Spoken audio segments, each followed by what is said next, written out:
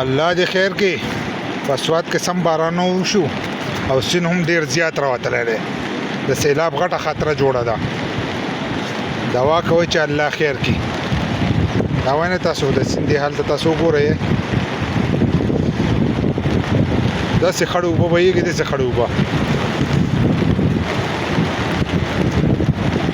دا وګورئ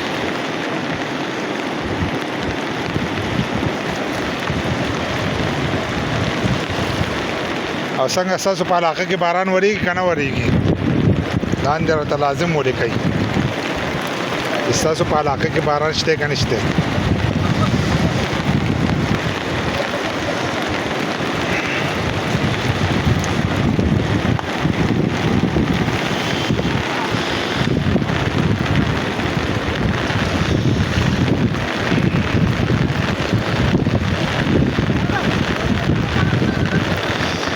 دا به کوی نه